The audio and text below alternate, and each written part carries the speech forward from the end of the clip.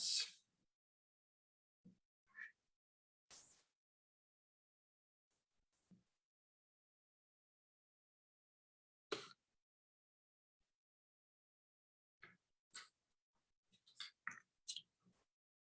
Hello, everyone. Welcome to Jana's campaign's Purple Chair Chat for April. These are important live conversations for instilling the knowledge, skills, and values necessary to prevent gender and relationship violence. It's officially the start of Sexual Assault Awareness Month. My name is Derek Ingalls, and I am here with Jana's campaign Executive Director, Katie Dinges. Hi, Katie. Hi, Derek. All right, so as Derek mentioned, April is Sexual Assault Awareness Month, and so we're going to dive into a little bit about the issue, as well as some things that can contribute to sexual assault. But first, we want to give a content warning. We know that this issue affects people far and wide, and we want to make sure everyone feels comfortable and safe listening to these webinars. So if you feel the need that you need to leave or jump back on later, do whatever you need to do to take care of yourself. I will go ahead and get started. We're going to share some information about the history of Sexual Assault Awareness Month, as well as just the movement to raise awareness of sexual assault. And the movement really began in the 40s and 50s, and then it really started to hit the ground running around the 70s. And in the early 70s, there was an event called Take Back the Night that occurred, and it was of movement of marching on campus, demanding resources as well as safety for women. And that really is when the public awareness of sexual assault began. And then not far long after that is when the development of the first rape crisis center was created. And so that's really, only 50 some years ago. So this movement is pretty new. I would say it's something that continues to grow, but it's really not that old of a movement. And then in 1994, so fast forward a couple years ahead, the Violence Against Women Act was passed, and that was really instrumental in creating safety for women as well as victims of gender and relationship violence as a whole. And then a couple years later in the early 2000s is when Sexual Assault Awareness Month, and now what is known as Sexual Assault Awareness and Prevention Month, was created. And so this is still, a fresh and new movement, but one that is definitely necessary as we move forward in our work to prevent all forms of gender and relationship violence. Yeah, absolutely. I just want to talk for a second about what sexual violence actually is, because these movements are obviously very important, but what actually, what is causing these movements to continue to happen, to evolve? And sexual violence is really any kind of unwanted sexual contact. It can range from sexist attitudes and behaviors to inappropriate remarks, unwanted touching, all the way up to sexual assault and rape. Sometimes sexual assault or sexual violence is used through making threats, by forcing someone to do things that they don't want to do, or by being coercive or manipulative. For sure, and a couple examples include, but really are not limited to any kind of that unwanted contact or touching, non-consensual taking or sharing of photos, if photos are sent, and then spreading those out without consent, sexual exploitation, as well as sex trafficking or human trafficking, sexual assault by a person's spouse or even just a partner. And any kind of sexual abuse or incest with a child, and then rape, of course, by an acquaintance as well as by a stranger. Yeah, and this really is a wide-ranging issue. These things are happening all the time. Just to give you a few numbers, about every 73 seconds, one American is sexually assaulted. And 1 out of every 6 women report having been a victim of attempted or are a victim of a completed rape or sexual assault. On the other hand, 1 out of every 33 men has been a victim of attempted or completed rape. And a majority of the victims who are children are victimized between the ages of 12 and 17. Yes, and these statistics are from RAIN.org, which is a national network that works to prevent sexual assault and any kind of sexual violence, as well as incest. Some more statistics, just so you all are aware of how often this issue is occurring. 44% of lesbian women and 61% of bisexual women experience rape, physical violence, or stalking by an intimate partner in their lifetime. 26% of gay men, as well as 37% of bisexual men, experience rape, physical violence, or stalking in their lifetime by an intimate partner. And then around 47% of transgender people are sexually assaulted at some point in their lifetime. And so while we know all of these statistics and how serious they are and how often this is occurring, we also know that around 60% of sexual assaults go unreported. And so it's alarming that these statistics are so high, but we also know that so many are going unreported. And so that is something that we as a society need to work on, so people feel safe to disclose any kind of violence that they have experienced. Yeah, absolutely. I think we all agree that those numbers are horrifyingly high, and they're only the ones that we know about. The way that these numbers stay so high, though, because this isn't a new issue. It's been going on for forever. So why hasn't it lowered? Why is it staying so high? Why don't people want to report? There's a lot of cultural and societal myths that keep people from reporting or keep us from believing survivors. One of the big ones is this idea that people make false reports or false accusations about their assaults. And we know from many studies that the number of false reports is no higher than for the false report rate of any other felony crime, around like between 2 and 8%. So very, very low. And also, as Katie mentions, very few of these assaults are ever even reported. Most of them are not, in fact.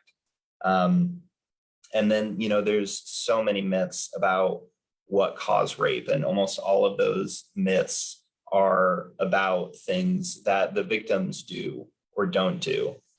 When in reality, the only people who cause rape or sexual assault are rapists.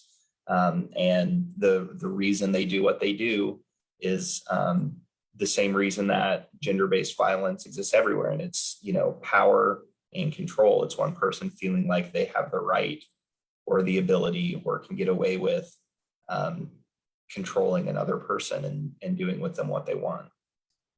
That's exactly right, Derek. And some of these myths that Derek just spoke about, and the fact that people believe that they may have the right or can get away with having more power and control over another person, kind of stems from a societal issue called rape culture.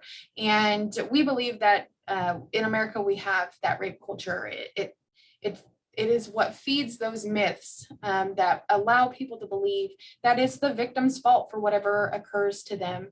And the definition of rape culture is a society or an environment whose prevailing social attitudes have the effect of normalizing or trivializing sexual assault or any kind of abuse. And things like movies and TV shows, music that we listen to, media messages and marketing efforts feed into those messages and allow for people within our society to believe that it is not the perpetrator's fault, that it is something the victim did to deserve or just be sexually assaulted or a victim of violence. And sometimes it's the thought of, well, that could never happen to me, so the victim must have done something wrong. for that to be able to happen to them. And that is what will continue to allow for violence to take place in our country. Yeah, and we'll talk about this a little bit down the road here, but one of the taglines of victim blaming that we hear all the time, specifically with sexual assault, is, well, what were they wearing? As if by dressing differently, a person would not have decided to sexually assault someone else. Or why didn't they report it? Well, we've already seen, and we could dive into the numbers even farther about how few reported cases of sexual assault or sexual violence of any kind wind up being investigated or adjudicated or prosecuted. Whenever the system is not set up to help survivors, those myths and the ability to blame the victim for having such a violent crime committed against them is just made even stronger. And it's even more difficult for us to tear down these very, very harmful myths. Definitely, for sure. In the comments, I have dropped 2 links to some videos that are on YouTube. These videos were created by It's On Us, which is a national campaign saying that it is on us to prevent sexual assault. And they illustrate what victim blaming looks like and the logic behind victim blaming and how that can be so harmful and really not make a lot of sense. And so in your free time, definitely check out those videos. But we also want to, go ahead.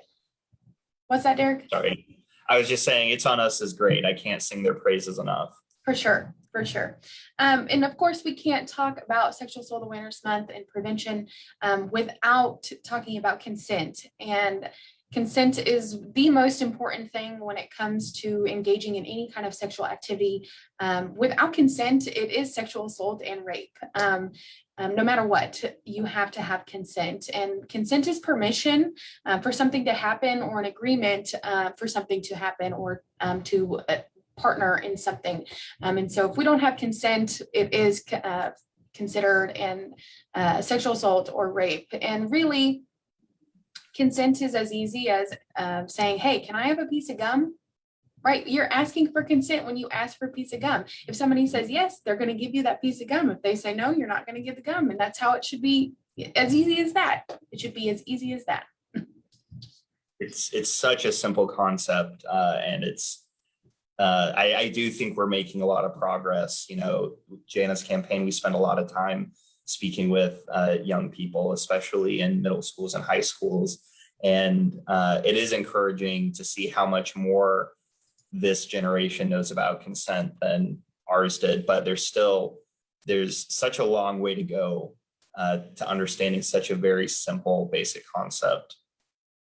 One of the things about sexual assault, though, is while of course only the perpetrators are to blame for their actions, we all do have a part in dismantling rape culture and creating a society in which people don't have to be worried about being victims of sexual assault, but if they are, that there is something that can be done about it. And a few of the ways we as bystanders and people who are trying to dismantle that rape culture can help is, first, very simply just believing someone whenever they confide in us and whenever they tell us that they've been assaulted or that something happens to them. If we don't believe survivors, we're never going to be able to make change.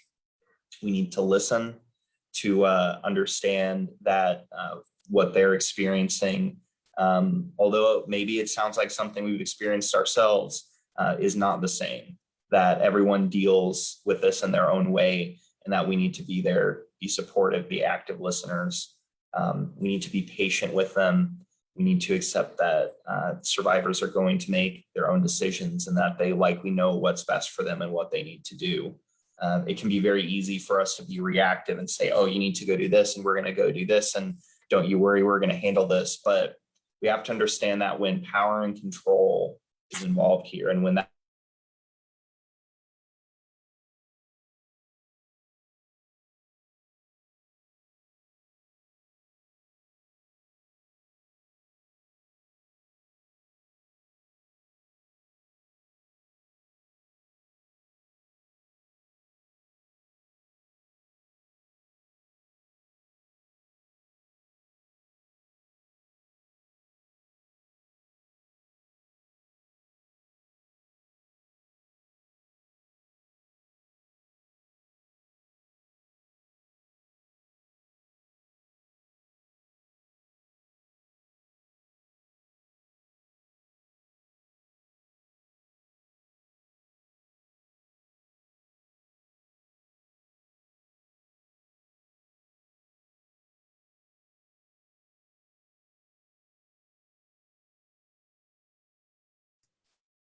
All right, it looks like we lost Derek. So he was speaking about, when somebody has has used power to control their behaviors, it is very important to allow them to take that power back and to make the decisions that are necessary for them, and decide how they choose, they can decide and choose what is best for them, what decisions should they be making. So you can encourage them to go chat with an advocate, or you can encourage them to seek medical attention and receive a SANE exam, so a sexual assault nurse examination at the hospital. And you can also encourage them to seek legal opportunities or legal options. But it's really important that they make those decisions. And Derek, if you want to jump back in and add anything on that, but we can't be making the decisions for them. They know what's best for them, and they should be making those decisions themselves. We are there to support them. No, I think you nailed it. And sorry for falling out there, a little technical difficulties. That's all right. The other thing that I think is really important for people to know is that whether you are a victim of any kind of violence, or you're assisting somebody who has been a victim, or you do this professionally, you're an advocate or any kind of support service provider, it is important for self-care to take place, because you cannot pour from an empty cup. You cannot continue to give. But also it's really important, if you are a victim survivor, to have self-care too. You deserve that. And even seeking out mental health consultations or counseling is so important as well. I think we're wrapping up here, but we have some resources that we'd like to share. I will drop our Sexual Assault Awareness Month toolkit, which has lots of different information about the issue, some of the things that we've chatted about today, as well as more information about the movement and how prevalent this is in our society. It also has resources and information on how you can help a friend or somebody you know that is experiencing any type of violence in their life. And it's really important also that we engage and be active bystanders. So if we ever see any kind of situation and we believe that that situation might escalate and become violent, we should say something whenever we see that. So step in. As long as you can also remain safe, it's very important that we be active bystanders. A couple of resources that we utilize to get this information today, as well as what we utilize all the time in sharing resources, is, like I mentioned earlier, RAINN. So that's RAINN.org. And then there's also the it'sonus.org, nomore.org. So that's nomore.org. There's also a LGBTQ hotline that is available. That is glbthotline.org. And of course, if you are ever in need of immediate services, you can call the National Sexual Assault Hotline, which is 1-800-656-4673. We'll post that information in the chat as well. But if you need services that are local, you're not sure who to chat with, please reach out to Janet's campaign, whether you send us a message on social media, you call us, you send us an email. You can call us at 785-656-0324 or email us at janetscampaign@gmail.com, and we would be happy to find out exactly what resources are available to you in your local areas. Derek, do you have anything? No, you nailed it. We do love hearing from you all, though. And this is such a huge issue, even in the world of gender and relationship violence. This is a lot of stuff. So if we missed anything that you felt like we should have talked about, or that you want to have a conversation about, send us an email, leave a comment down below this video. We're all over social media: Facebook, YouTube, Twitter, Instagram. Did I miss any? I think you got it. I did also forget one very useful resource, which is the National Sexual Violence Resource Center, also known as NSVRC. That's just nsvrc.org. They have lots of wonderful resources as well as toolkits that you can utilize to raise awareness of sexual assault alongside of the toolkit that we've created at Janice Campaign. Yeah, also excellent, wonderful group. But thank you all for being here. We love doing these. These purple chair chats are becoming very fun. We'll be bringing you another one next month in May. That's what comes after April. Yep. Absolutely. But thank you for being here for the Sexual Assault Awareness Month, April Purple Chair Chat. These are very important live conversations for instilling the knowledge, skills, and values necessary to prevent gender and relationship violence. We're very happy that you got to be here with us. Yes, thank you, and have a great afternoon. Bye.